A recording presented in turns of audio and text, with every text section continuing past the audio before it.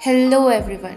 आज के इस वीडियो में हम क्लास 12 हिंदी आरओ अध्याय 3 काले मेघा पानी दे के बारे में पढ़ने वाले हैं। काले मेघा पानी दे कहानी के रचयिता धर्मवीर भारती जी हैं। इस कहानी में लेखक ने विश्वास और विज्ञान के संघर्ष का सुंदर चित्रण किया है। एक तरफ जहां विज्ञान का अपना तर्क होता है और विश्वास का अपना सामर्थ्य, इसमें से कौन कितना सार्थक है, यह प्रश्न तो बड़े पढ़े लिखे समाज को अशांत करता रहता है। कहने का आशय यह है कि पढ़े लिखे समाज में भी अक्सर इस बात पर चर्चा होती रहती है कि कौन अधिक सार्थक है। इसी दुविधा को लेकर लेखक ने पानी के संदर्भ में इस प्रसंग को रचा है।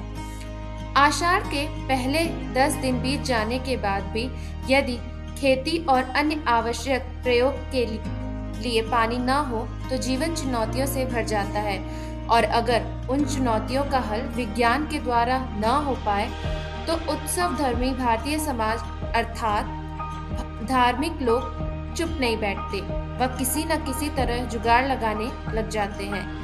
वह सभी ऐसे कार्य या बात जो वास्तविक या सत्य न हो पर भी सत्य और ठीक लगे, बिना सोचे समझे करने लग जाते हैं, और हर कीमत पर जीवित रहने के लिए अशिक्षा और बेबसी के भीतर से उपाय और कठिनाइयों की काट की खोज करता है। संस्मरण की शुरुआत में धर्मवीर भारती जी कहते हैं कि गांव के बच्चों की एक मंडली हुआ करती थी, जिसमें 10-12 से लेकर 16-18 साल तक के लड़के होते थे। ये बच्चे अपने शरीर पर सिर्फ एक लंगोटी या जांघिया पहने रहते थे। लोगों ने इस मंडली को दो बिल्कुल विपरीत नाम रखे हुए थे, इंद्रसेना और मेढक मंडली। जो लोग उनके नग्न स्वरूप शरीर, उनकी उछल कूद, उनके शोर शराबे और उनके कारण गली में होने वाले कीचड़ से चिढ़ते थे, वे उन्हें अक्सर मेढक मंडली कहते थे। और जो लोग यह मानते थे कि इस मंडली पर पानी फेंकने से बारिश हो जाएगी, वो इस मंडली को इंद्रसेना कहा करते थे। जब गर्मी बहुत अधिक बढ़ जाती थी और पानी की कमी हर जगह होने लगती थी और आसमान में दूर दूर तक कहीं बादल दिखाई नहीं देते थे, तब ये बच्चे एक जगह इकट्ठा होकर जयकारा लगाते थे, बोल गंगा मैया की जय। जयकारा सुनते ही लोग सावधान हो जाते थे। काले मेघा पानी दे, गगरी फूटी बैल प्यासा, पानी दे गुड़धानी दे, काले मेघा पानी दे। लोक गीत गाते हुए गांव की गलियों में घूमा करते थे। इस लोकगीत को सुनकर महिलाएं व लड़कियां घरों की खिड़कियों से झांकने लगती थी। यह मंडली पानी दे मैया इंद्रसेना आई है कहते हुए अचानक गली के किसी मकान के सामने रुक जाती, तो उस घर के लोग बल्टी भरकर पानी उस मंडली के ऊपर फेंका करते थे। जब जेठ का महीना बीत गया और आषाढ़ भी आधा गुजर जाता मगर फिर भी बारिश नहीं होती, तब गांव व शहरों में कैसे हालात हो जाते हैं। मिट्टी इतनी सूख जाती है कि जमीन भी फटने लगती है। इंसान व जानवर के बगैर तड़प तड़प कर मरने लगते हैं, मगर फिर भी आसमान में बादलों का कहीं कोई निशान तक दिखाई नहीं देता, और विज्ञान भी उनकी इसमें कोई मदद नहीं कर पाता। तब ऐसे मुश्किल हालातों में लोग अपने अपने क्षेत्रों में प्रचलित लोक विश्वासों जैसे पूजा पाठ, हवन यज्ञ आदि के सहारे भगवान इंद्र से प्रार्थना कर वर्षा की उम्मीद लगाने लगते थे। जब यह सब करने के बावजूद हार ही नसीब होती थी, तो फिर अंत में इंद्रसेना को बुलाया जाता था। इंद्रसेना भगवान इंद्र से वर्षा की प्रार्थना करती हुई, गीत गाती हुई पूरे गांव में निकलती थी।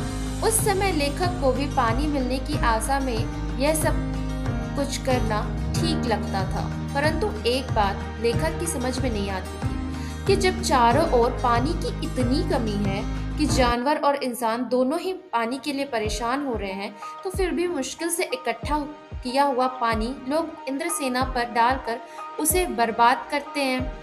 लेखक को यह सरासर अंधविश्वास लगता था, और उनको लगता था कि इस तरह के अंधविश्वास देश को न जाने कितना नुकसान पहुंचा रहे हैं। लेखक के अनुसार तो यह इंद्रसेना नहीं बल्कि पाखंड है। ऐसा लेखक इसलिए कहते हैं क्योंकि अगर यह इंद्रसेना सच में इंद्र महाराज से पानी दिलवा सकती तो क्या वो पहले के अपने लिए मांग रहे होते। लेखक मानते हैं कि इस तरह के अंधविश्वास के कारण ही हम अंग्रेजों से पिछड़ गए और उनके गुलाम हो गए। लेखक अपने बारे में बताते हुए कहते हैं कि वो भी उस समय लगभग इंद्रसेना में शामिल होने वाले बच्चों की ही उम्र के थे। वे बचपन से ही आर्य समाजी संस्कार से प्रभावित थे। वो उस समय कुमार सुधार सभा के उपमंत्री भी थे, जिसका कार्य समाज में सुधार करना व अंधविश्वास को दूर करना था। हालांकि लेखक बताते हैं कि हमेशा अपनी वैज्ञानिक सोच के आधार पर वे विश्वासियों के तर्क ढूंढते रहते थे।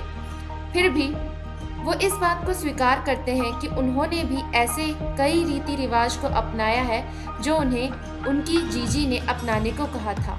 लेखक कहते हैं कि उन्हें सबसे अधिक प्यारी उनकी जीजी से ही मिला। वो रिश्ते में लेखक की कुछ भी नहीं लगती थी और वो उम्र में लेखक की माँ से भी बड़ी थी, लेकिन वो अपने परिवार वालों से पहले लेखक को मानती थी और हर पूजा पाठ, तीज त्योहार आदि में बुलाया करती थी और सारा काम लेखक के हाथों से ही करवाया करती थी ताकि लेखक को उसका पुण्य मिल सके। और लेखक उनकी हर बात मानते थे। परंतु इस बार जब जीजी ने लेखक से इंद्रसेना पर पानी फेंकने को कहा तो लेखक ने बिल्कुल साफ मना कर दिया। लेकिन जीजी ने खुद ही बाल्टी भर पानी ले कर आई, जिसे उठाने में उन्हें बहुत दिक्कत भी आ रही थी, परंतु फिर भी लेखक ने उनकी मदद नहीं की और जीजी ने खुद ही इंद्रसेना के ऊपर पानी फेंक दिया, जिसे देखकर लेखक नाराज हो गए।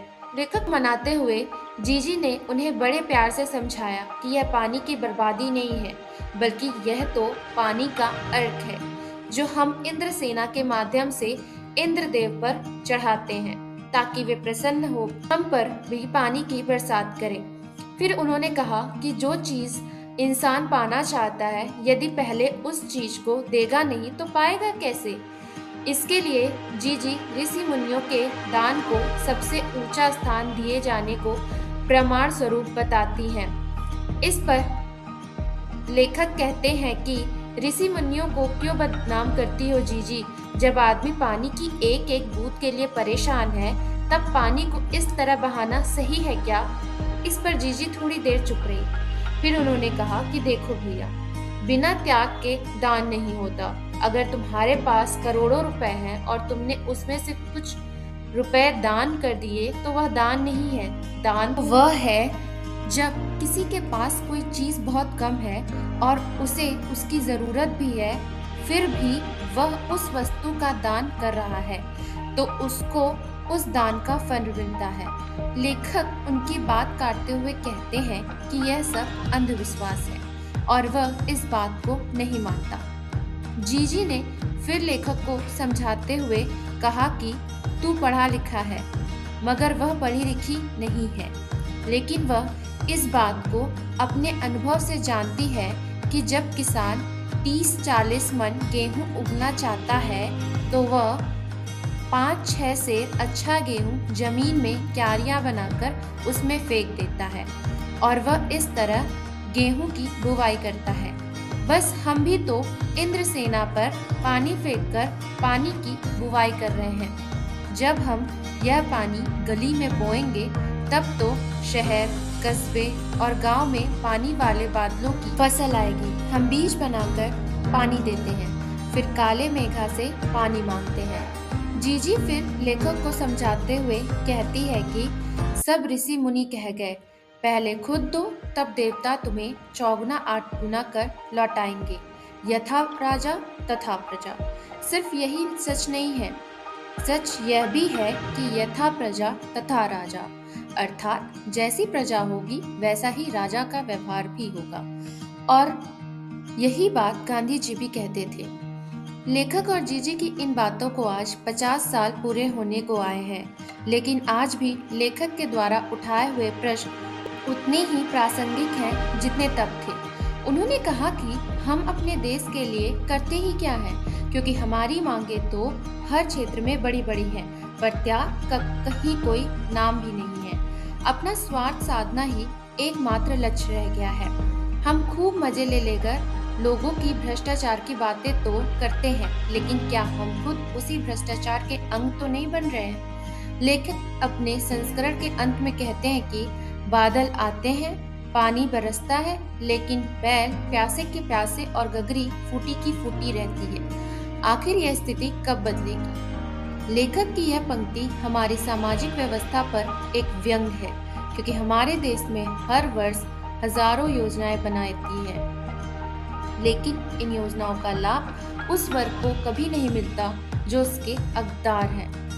हर समय विकास की बातें तो बहुत की जाती है, मगर यह विकास सिर्फ कागजों तक ही सीमित रह जाता है। इसलिए लेखक कहते हैं कि बरसात होने के बाद भी बैल प्यासा रह जाता है और गगरी फूटी रह जाती है। Thank you so much for watching this video. To like and subscribe the channel.